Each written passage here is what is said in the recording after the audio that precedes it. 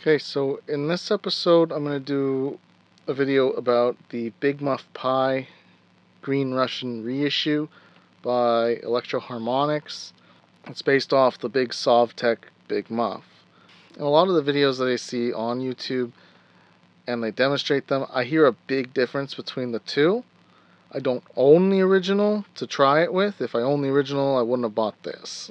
Though a few of them have come up recently that I thought about buying, but I just really couldn't justify spending the money on it. But I might get one the next time one comes up. I'm not going to do a section on the distorted channel of the amp today. I'm just going to play it over the clean channel, just because it doesn't really sound that good over the distorted channel. I mean, if you really tweak it, you can, but I'm not going to go doing that because I can't really personally find many settings that sound very good over it. Over the clean channel, that's a different story. So I'm going to be mostly playing on the clean channel. I'm not going to be doing any real shredding or anything on this. I mean, a fuzz pedal is the most distorted sound you can get for what it can do to a signal, but it just doesn't have the same, it doesn't feel like it has the same gain as a distortion pedal, like a metal zone or a tube screamer or any of those other things. It just doesn't have the power. It really squashes the signal down to a square wave, but it's different. So when you try to do real fast, high-tech shred lead, it doesn't really work.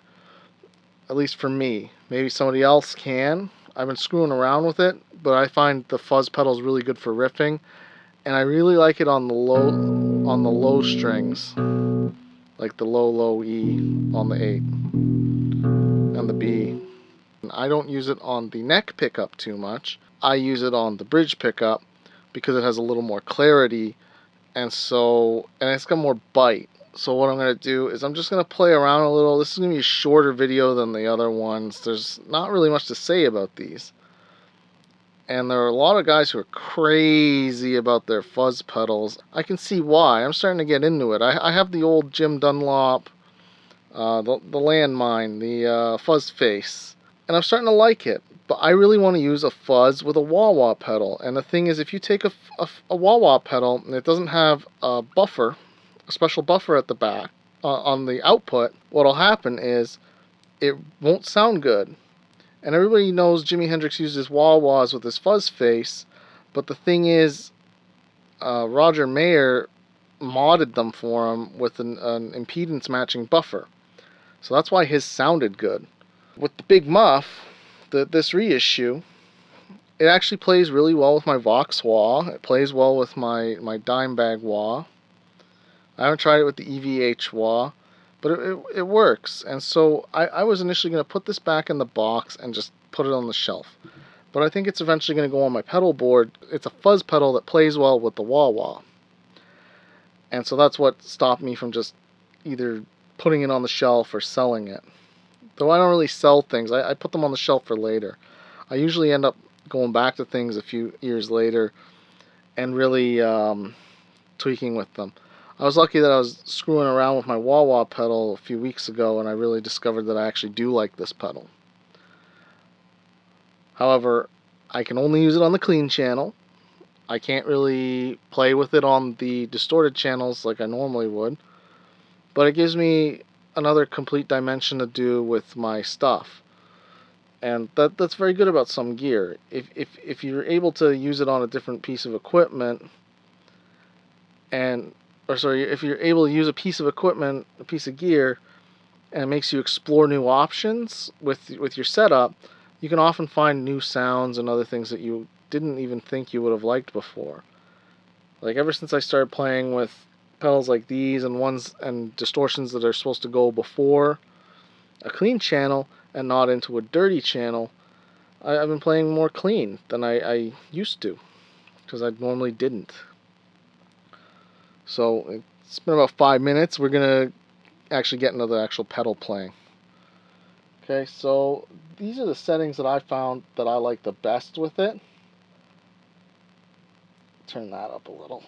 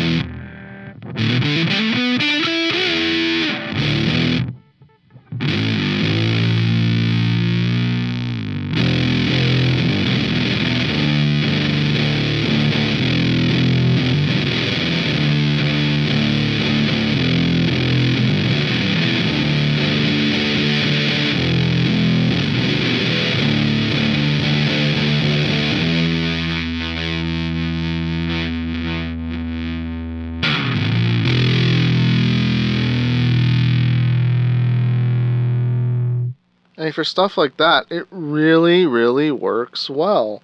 Low power chords sound disgustingly good.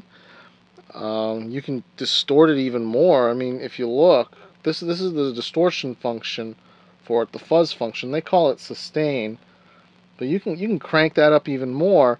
But then these low strings become unintelligible. I'll just turn it up and show you because I don't really play around with the settings much in these.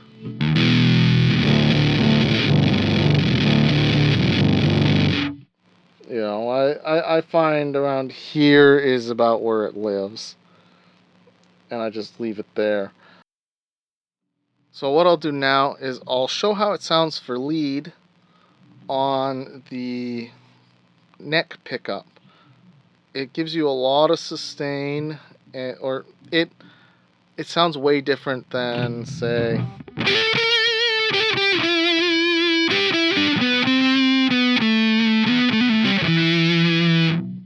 than that, and that's the bridge pickup. On the neck pickup, it has a lot more sustain.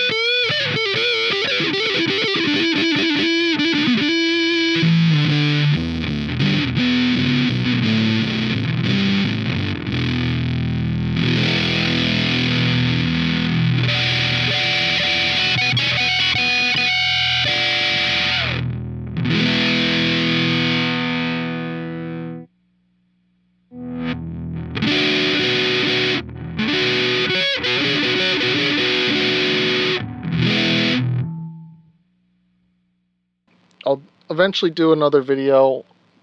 I was working on one last week, but I kind of abandoned it. I got busy.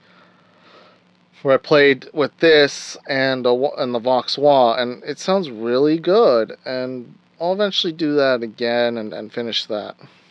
So yeah, you should check this out if you want to get into the fuzz pedals. These are cheap entries because a lot of the better ones, they're boutique. They start at $200 or more, or they're vintage. I mean, even the Boss EV5, that's about $200. So I mean, you know, a $100 fuzz pedal, you can't really go wrong. I want to get the triangle, the silver one, because if you see photos of Jimi Hendrix, he has one of the prototypes that Mike Matthews made in one of the photos, and it doesn't look like, you know, this thing, or it doesn't even look like the one that you know was the Big Muff Pi. JHS does a video on them, and he shows the photo, and a lot of people complain that they have the vintage and it doesn't sound as good as the Reissue doesn't sound as good as the vintage one, but they don't have the 1969 or 68 first run where it's like a small batch. And Electro Harmonix got the original batch to copy those. So those ones sound, if you watch the JHS video, sound exact like the original 1969. And that's why I want to get one of those triangle reissues, because it sounds really good. It's got more bite than this. It's a little sharper, so it might cut through the low end on the 8 string a little better. But this sounds great, the green one. And I'd like to get an original green Russian, because they don't go for too much. And the black ones sound different than the green ones. So don't get the black one thinking it's the green one. The green one is the one to get out of the big muffs of the. I think it's the I think it's the late 90s or early millennium. I think they stopped making them in 2007 or something. I'm not really sure. But if you find a green one, get it. And there's several iterations of it with different fonts and stuff. But they all sound the same. They just have different outsides. They have the same insides. The black one has the different outside and a different inside. But I haven't played one. I was going to get one, and then I just changed my mind last minute. For right now, this is good enough. I do want to get another one of the reissues of the Jim Dunlop Fuzz Face, the little blue one that's about this big. It's way more pedal board friendly, and I'm hoping they fix the output, the buffered input, so that I can use a wah-wah in front of it without it sounding weird. Like this, what saved it from the junk bin, because I didn't initially like the way it sounded overall, and I like the way the Fuzz Face sounds a bit better than this. But what saved this was it's got a good input buffer, so you can stick a wah-wah in front of it without any real issues, and it sounds really good. So if you're playing fuzz with a wah, this one is worth getting. If you have something like the big old Jim Dunlop Fuzz Face, it's not really going to sound good. If you save up all your money and you buy one of those vintage Dallas Arbiter ones, you're still going to have to mod your wah-wah. And the mod is about $70 plus shipping, and then you have to have somebody install it for you if you can't do it yourself. So, anyway, I hope you liked me screwing around with this Big Muff Pi. I really like the way it's starting to grow on me, and I'm really starting to like it. When I first got it, I didn't like it very much. I used it a few times and put it away. But when you run it in front of a clean channel, you're using passive pickups, it sounds pretty good. And I hope that little piece I did sounds good to you guys. So if you liked it, please like, please subscribe, maybe share it with your friends. And I thank you for watching if you got this far, and I hope to see you next time.